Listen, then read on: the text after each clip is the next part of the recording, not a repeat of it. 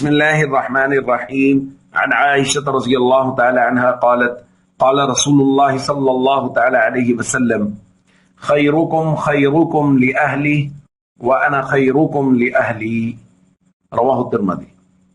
نبی کریم صلی اللہ علیہ وسلم نے ارشاد فرمایا تم میں سے بہتر شخص وہ ہے جو اپنے گھر والوں کے لیے بہتر ہو، اور فرمایا میں اپنے گھر والوں کے لیے سب سے بہتر ہوں.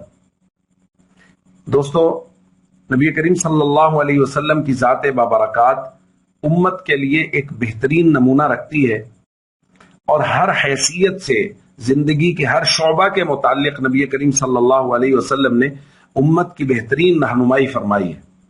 ان میں سے ایک شعبہ ہے اور ایک سلسلہ ہے نبی کریم صلی اللہ علیہ وسلم بحیثیت شوہر. آپ صلی اللہ علیہ وسلم نے اپنی ازواج کے ساتھ کیسا سلوک کیا، کیسا برتاؤ کیا، کیسا وقت گزارا.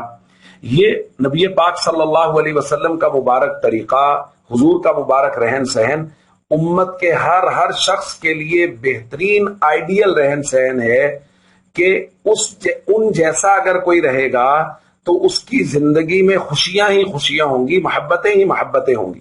نبی پاک صلی اللہ علیہ وسلم کا ازواج مطہرات کے ساتھ بے تکلف ہونا، حضور علیہ الصلوۃ والسلام کا ان کے ساتھ اظہار محبت کرنا، نبی کریم صلی اللہ علیہ وسلم کا ان کے ساتھ گھر کے معاملات میں مشورہ کرنا، گھر کے کاموں میں ان کا ہاتھ بٹانا، یہ ایسا خوبصورت نمونہ ہے کہ اگر ہم میں سے ہر شخص اس بات کو سامنے رکھے کہ مجھے حضور جیسی زندگی گزارنی، جیسی گھر میں بے تکلفی حضور کی تھی مجھے ویسی بے تکلفی پیدا کرنی ہے، جیسی محبت کا اظہار حضور کا تھا مجھے ویسے محبت کا اظہار کرنا ہے، تو بھائی یقین مانیے کہ یہ زندگی اس قدر خوبصورت ہوگی، اس قدر پیار بھری ہوگی کہ اس کی کوئی مثال نہیں ملے گی.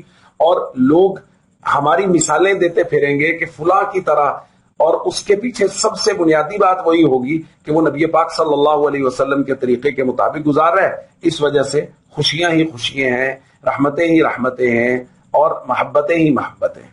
تو ہم سب کو چاہیے حضور علیہ الصلوۃ والسلام کے اسوہ حسنہ کو سیکھیں بحیثیت شوہر، اور پھر اپنے گھر والوں کے ساتھ اس کے مطابق وقت گزاریں. السلام علیکم ورحمۃ اللہ وبرکاتہ.